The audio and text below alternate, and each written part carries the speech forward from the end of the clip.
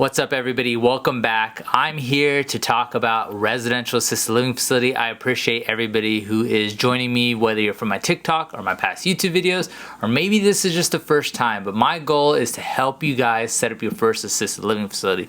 Just for a little shameless plug, if you do want to connect, I have a couple options in my bio. I have a free ebook, I got consultation calls, and I got a full-on mentorship where I help you from beginning to end. Without wasting too much time, let's jump into this video. Today, we are going to break down a guide of how you can open your first assisted living facility in 4 months. Maybe less, maybe a little bit more, but the goal is 4 months. I'm going to give you a month-by-month timeline of what I would do if I was opening up my next assisted living facility. The first thing I always recommend to everybody, whether you're my student or whether you're finding me here on social media, is to get your administrator certification. What that administrator certification is, it's a course you take. Usually it's about 80 hours, so it could be 2 weekends, it could be 1 full week. And after you take this course, you take a test. It's a 100-question test, about 2 hours. Typically, it's open book. And once you do that, you have your administrator certification. With opening a care home, you have to have an administrator. The administrator is kind of like the person that overlooks the day-to-day operations. They're the ones that are going to be managing your facility. And it could be yourself if you get your administrator certification, or it could be a hired position. Typically, it's a hired position if you want to be more hands-off. But either way, I always recommend everybody get their administrator certification, because it's, an 80-hour course, about $600, and it's kind of this fast track, a week of learning the ins and outs about the rules and regulations of opening your assisted living facility. So definitely recommend that for everybody. The other thing I'd be focusing on in month 1 is I would be touring as many facilities as possible. When you go out and you tour these facilities, you'll learn a lot of the goods, the bads. You'll really see if this is something you want to do. So I think that's one of the best proving processes. Plus, the biggest thing is when you tour other facilities, especially in areas where you're looking to open, you get an idea of what the rates are. And I wouldn't say you have to base your rates on someone else, because there's a lot of homes that charge low rates and give low care.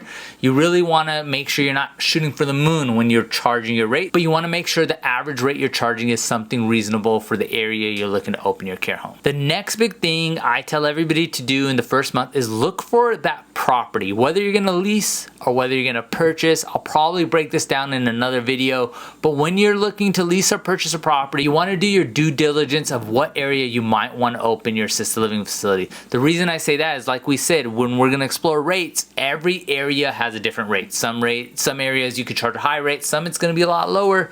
So you want to look for a property and then see, if I was to purchase a property in this area, this is the rates I would charge, and is this something I want to do or I want to commit to? Another big recommendation I have is, as soon as you find a property you want to use, before you sign a lease, before you close and purchase a property, you want to try to get a pre-fire inspection. Not every local fire department does this, but most fire departments, you go through their inspection department and they will do a pre-fire inspection. So you pay about $300 to $400. They come out to your home, they walk your property, and they tell you, if you want to open an assisted living facility, these are all the fire requirements. And then the next big thing I would do, and I think this is a bit of a hack, is I would file my licensing application in month 1. When I opened my first care home in Brentwood, as soon as we figured the property we were going to purchase, we put in an offer. Offer was accepted. We had about 30 days before we closed.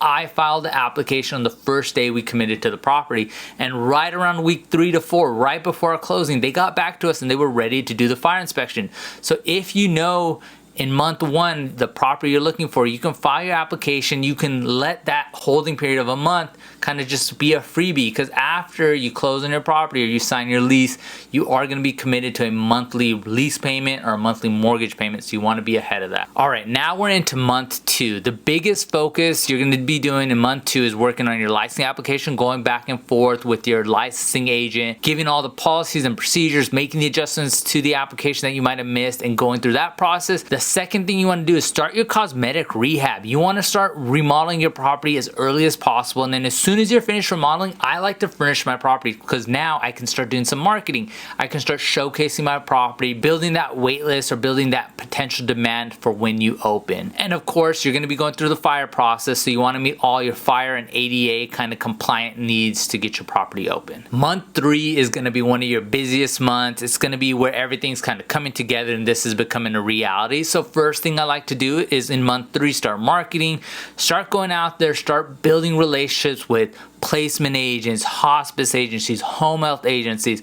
Go and visit big box facilities, introduce yourself, start building relationships with people in skilled nursing facilities. You specifically want to connect with the directors, the sales director and the nursing directors. They're the coordinators that help when someone's being discharged. They recommend what care homes they say, hey, you should go check out. So if they like you, if they trust you, if they've seen your facility, you'll be on their recommendation list. This one sounds a little bit general, but you want to prepare your property for that final inspection. So every state's a little bit different, but in California, you file your application, you go through the initial process, then you have a phone interview, and after that, you get a list of the exact requirements you need for your final inspection.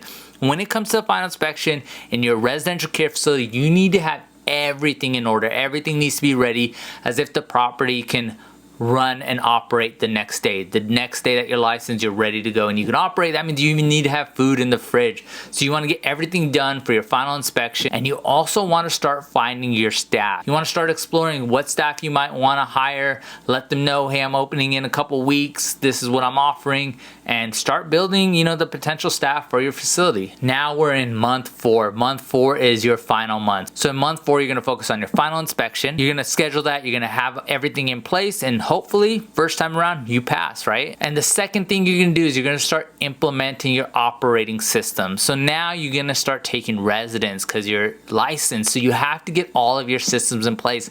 How are you gonna handle medication? How are you gonna buy groceries? How are you gonna handle refills? How are you gonna get residents? You wanna create all of those operating systems. And then the last most important thing is to start getting residents. Residents are the key part of your care home, right? So you want to make sure that you focus a lot of your time on getting residents, whether you're going out there and dropping off goodies, still building those relationships, inviting the community to see your home, posting on all kind of groups, Facebook groups, next door. You really want to put yourself out there and focus on how to fill your beds.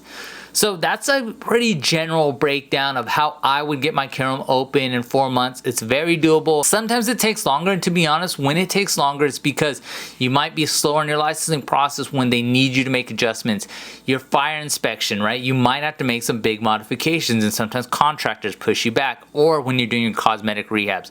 But overall, I think if you put it to it, you go step by step, you can get open in 4 months. I know it's a big cost holding your property, so you really want to focus on how fast can I get this care home open. I hope everybody got good insight on this, but if you want to connect, I'll have a link in my bio. Would love to hop on a call. I would love to mentor you if you're ready to commit and go through the process. I pretty much tell all of my potential students that if this is something you for sure want to do, that's where I love to step in, be a mentor, help you through the process. But I'll catch you guys on the next one.